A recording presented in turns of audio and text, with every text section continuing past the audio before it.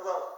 In today's video, we're going to take a print art picture that we ordered from Fulcrum Gallery, and we're going to create a matted frame and hang it on the wall. We're going to see what that looks like, and then also we're going to discuss some alternate mounting options for these prints. What we're going to use today is some basic matting, and we have a bevel cutter that's going to expose the edge of the matting. We'll look at that. The frame is just going to be made from plain boards. We're going to cut our own glass, but that's not necessary. You can get a piece of glass cut to size at any local hardware store. This picture is actually going to have a double matting, and I'm doing it backwards from the way you should. The matting that's on top is going to have a bevel on each edge. It'll make more sense once you see it, but you actually have to use the tool wrong.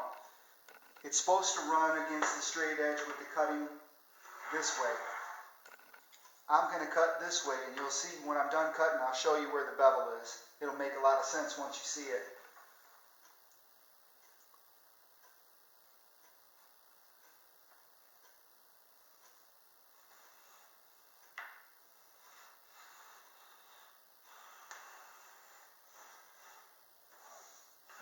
And as far as how much force you apply, as least amount as possible. The harder you press, the more things go wrong. And you do have to cut it more than one time.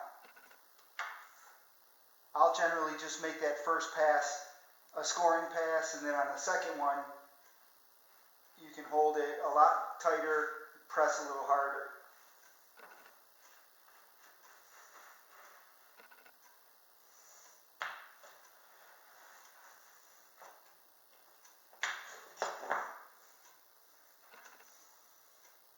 And the other thing, once you're cut, you don't want to pull it away because you could tear your color.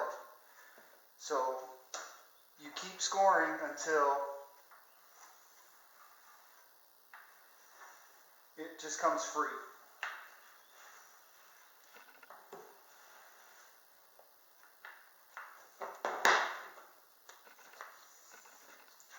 And we'll take a look at that up close. Here's my setup. The straight edge is a framing square that's clamped to the corner of the bench. The mat is trapped underneath it.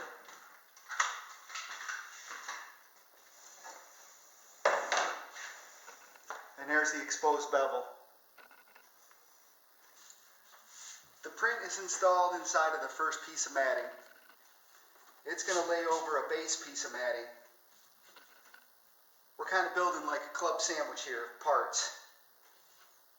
We're going to want an equal exposure all the way around of the base matting. So instead of doing all kinds of complicated fractions, adding them, trying to come up with the exact number, I just use the piece to lay everything out.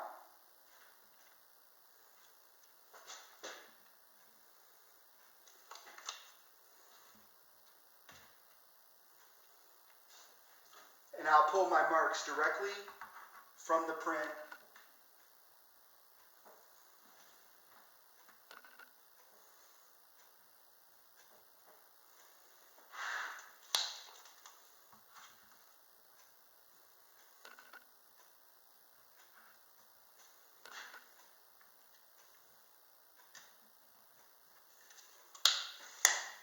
And this takes away a chance of making a wrong measurement or adding something that doesn't equal out, and then you wind up having an unusable piece of base mat. Okay, here's our part that we're going to put in the picture frame.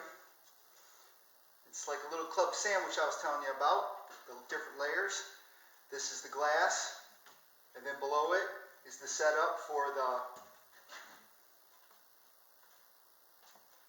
print.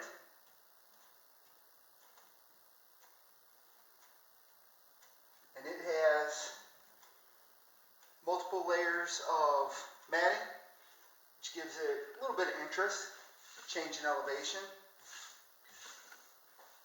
And instead of trying to figure out the dimensions for the picture frame mathematically, adding everything up and coming up with the wrong dimension.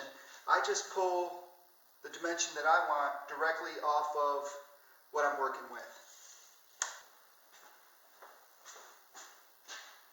Now we're going to look at making the picture frame molding. And this is going to be painted, so I'm just making it out of scrap pine boards that I had in the pile. I'll go through the process on the saw, cutting everything up. Follow along.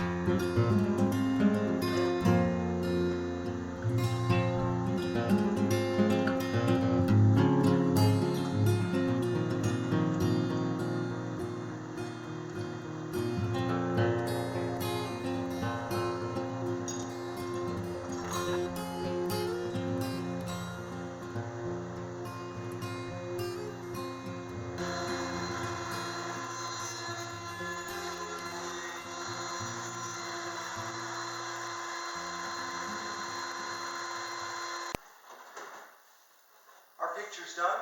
It's in a frame. It's got the matting, some nice glass so you can keep it clean. This will hang on a wall where it's going eventually. I'd like to look at another option. This is the same type of artwork.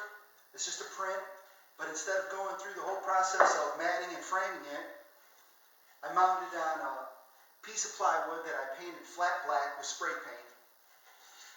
I used a spray adhesive, and it's an excellent option because where it stands, it just leans against the wall. I'll show you a photo of that now.